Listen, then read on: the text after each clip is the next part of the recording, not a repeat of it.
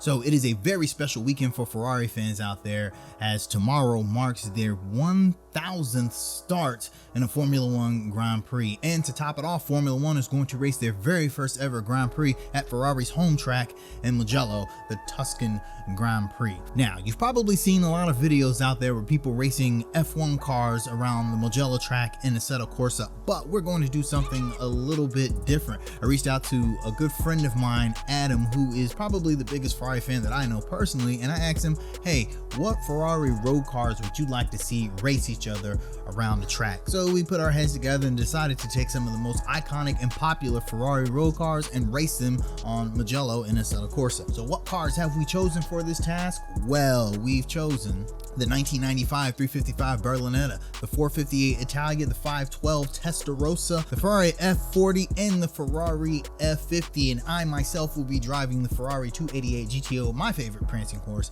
of all time. And we're going to do a real quick 5-lap sprint around Ferrari's home track. So let's race. All right, so we got some random grid action here. I'm starting in the back so I can look at these lovely cars from behind. Oh my god, and that sounds so incredible. Lights out and away we go. And the 458 almost loses it here off the line. I take advantage and zip right past him. We're gonna get past this Testarossa on the outside, and the 355 swoops down in front of me, and I get a little love tap from behind. We brake a little late. Now I don't really know this track all that well. A lot of people don't actually, but the Aeon Assetto Corsa is not too hard. We got them at 95%, although I think they're sandbagging a little bit because I am certain what's that, a F50 behind me is much faster than the 288 GTO. We're not in the Group B in GTO either. We're just on the plain road car in GTO. Now I decided to slow down here and let that F50 by, because I just don't want to run away with the race here, and it'll be boring because we're not looking at any Ferraris from behind. Now I decided to let the F40 by too, but I'm going to keep that 458 Italia behind me, and that ends up making for an interesting ending at the end of the race. Why the hell is my windshield so dirty? So a lot of people don't know this, but Assetto Corsa is actually the official simulator software for Ferrari. Kunos formed because they wanted to make professional grade simulators for racing teams, and they made a game a long time ago called Netcar Pro. I don't know if you guys remember that, but that was supposed to be one of the most sim games out after GTR 2. And they also made the Ferrari Virtual Racing Academy, and that led to Assetto Corsa a few years later.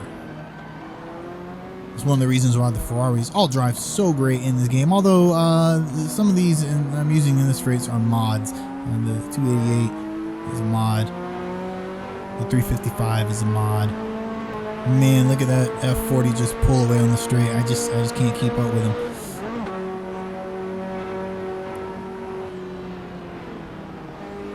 But he brakes early like they all do. Oh, he's still there. He's still there. Okay, so we're gonna just slip up the inside here, and he's gonna fall in line right behind me. Let's see if we can catch up with this F50.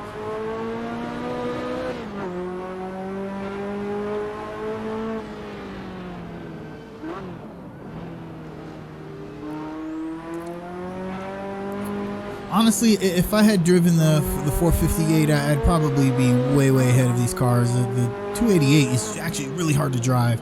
All the old Ferraris just feel real hard to drive because when the boost kicks on, they get a little bit unruly.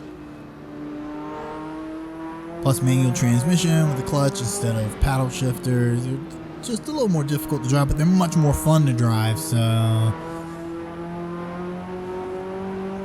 also, Mugello seems like a track that is better for high downforce cars and F1 cars. A lot of these corners are completely flat in F1 cars, whereas in these road cars you have to lift quite a bit or brake or downshift to get the car to rotate.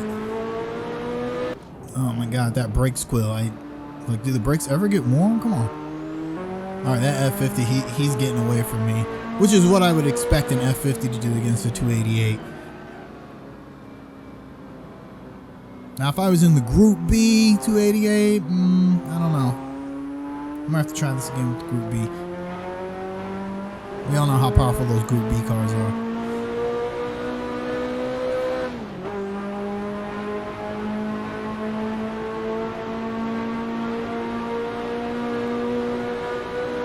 Now, I think I'm actually catching up with him a little bit on the straight there. Maybe he was just preparing for the braking zone, but it didn't seem like he was walking away from me too much there. All right, so I've zipped ahead a little bit on the third lap here.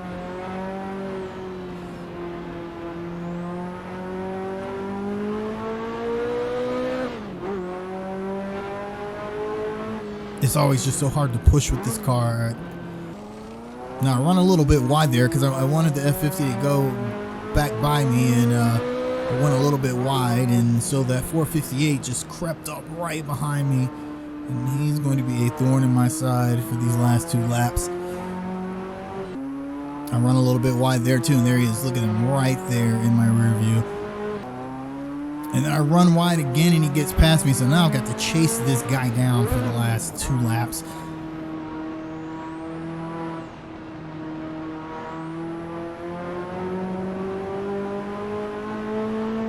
Now it looks here like I've lost him, but he's a little slow in this corner. I never really know what gear to take this corner in. I think it's a little faster in 2nd gear. I can punch out, accelerate a little harder, but I cannot catch that 458 on the straight. Man, he is.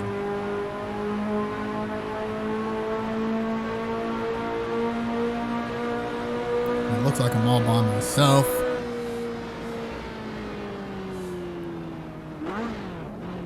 Oh, there he is. The AI likes to brake very, very deep into that corner, so you can really make up a lot of time on him there.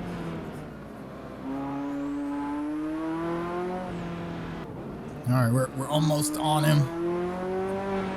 We're braking a little late, which is kind of dangerous in this car.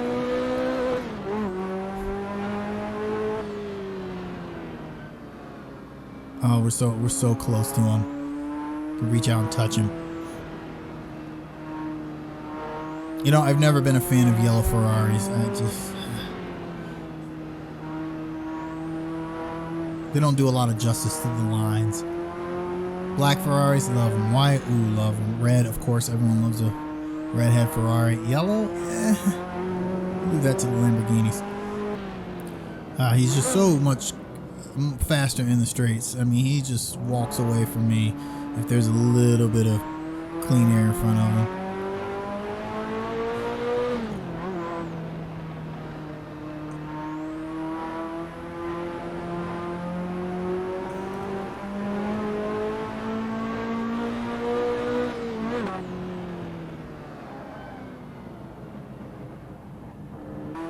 And here we are coming on the straight for the final lap. Look at him, just he's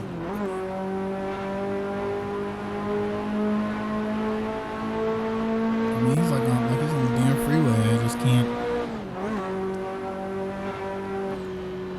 All right, here's our chance. We're gonna try and take him on the inside, brake deep into turn 1. Oh, he outbraked us.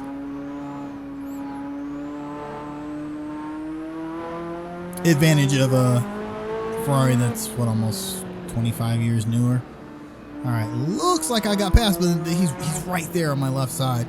If I can just stick to the inside and there's no switchback, I try and nudge him off track just a little. I mean, he is right there.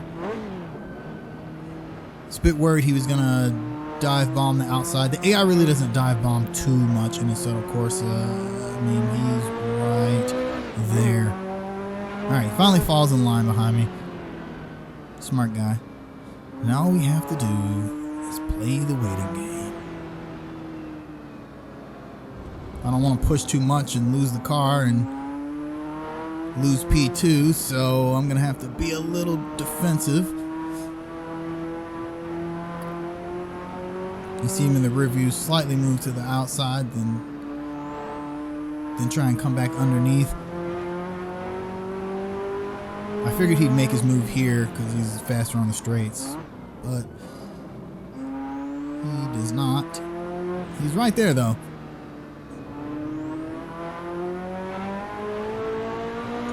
All I have to do is not let him pass.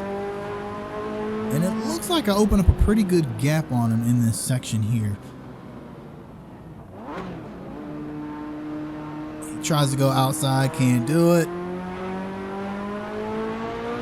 And right here, I'm fairly certain I've got him. We've got P2 secured. And then I look in the review and he's right there. I just can't keep him off me in the straights. But all I got to do is keep him off this last corner. But then I lock up the front lefts. But I figure, okay, if I just squeeze to the inside and he does the bump and pass. Hits me with the Takumi blind attack. I'm looking for him, can't see him, and he just comes underneath. And that's all she wrote. He's gone. See the disappointment as I lose to the 458 Italian, take P3. Still a fun race, still a lot of fun right there. Hopefully we have an exciting race at Mugello tomorrow and Ferrari is able to redeem themselves on their home track. So if you enjoyed this video, be sure to hit like, subscribe, go down into the comments, tell me your favorite road Ferraris to drive, and maybe we'll do another video. I'll get you guys to join me on my server and then we can all race together. You guys take care. See you later.